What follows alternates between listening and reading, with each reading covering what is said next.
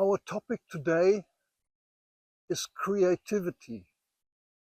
And as you can see in the background, the mighty Darling, a river that flows through the outback of Australia, bringing life to wherever it goes. There is a layer of its mud when it overflows that covers the entire shores far into the inland. And what you will be able to learn today is where your own creativity comes from and why possibly it is suppressed and why you don't allow yourself to be creative. Namely, as children, we just love creativity.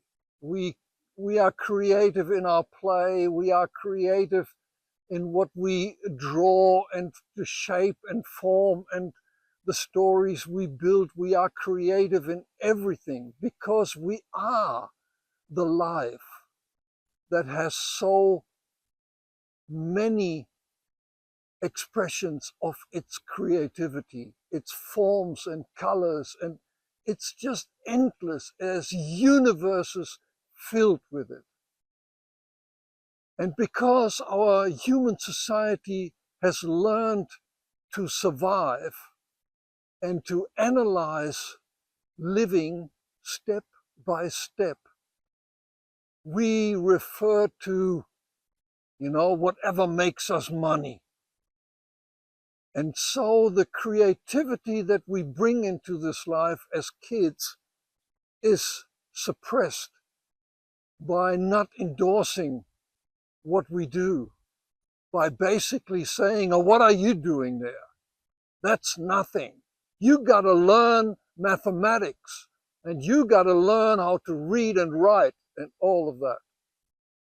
I was lucky enough that my creativity was endorsed a little at least, and that I had the pleasure of going to a Steiner school, a Waldorf school, which says all children should be creative at least till they're 7 before they learn abstract thinking, which refers to mathematics, reading and writing. I built a base within my life.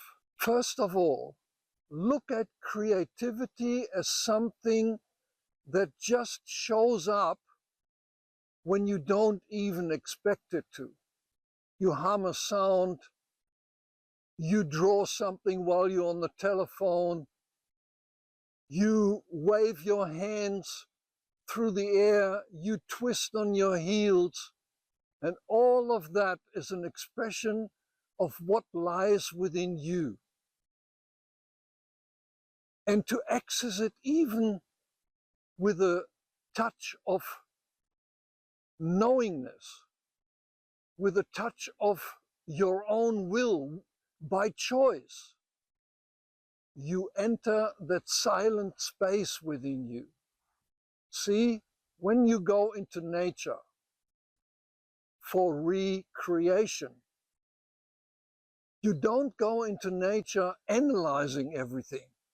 You don't go into nature saying this is this tree and that is that tree, and that tree houses that such and such bird. No, you just go into nature silently and let its vibration, because that's what it is, meet your own. We consider, for instance, water bodies like this river behind me as recreational. And why? Why do we do this? Why do we say this? Because water has got its own way of communicating. It communicates with the water that we have in our own bodies. You know that the body consists of about 70% of water. Water is life. Water is where we want to be. And let's repeat this. When we go into nature and we want to recreate, we want to get in touch with ourselves, then we don't want to analyze. We don't want to use our head to say what we see and what we feel, but we want to let ourselves be, to get in touch with what it is that we are. We enter this inner space by going into nature.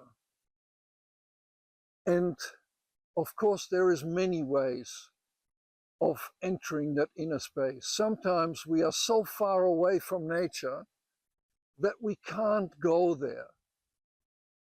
Then we can still enter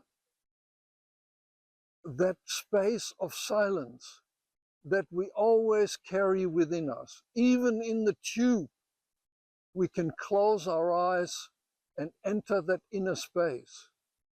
And what we find, we don't know. But when we open our eyes again, we are full of it. Sometimes it takes a little bit of practice to have that realization, to turn your life around, to change what you don't like about your life. But still, it is not only a way, but it is the ultimate way of getting to know yourself, getting to know what life is all about. I hope I could inspire you a little bit, and I hope that you will follow that inner call, because there's something within you that is calling to get away from what you may have thought to be so important, and to get in touch with that which makes you so rich without it even reflecting on the worldly level. But that is certainly a step that will naturally follow your discovery.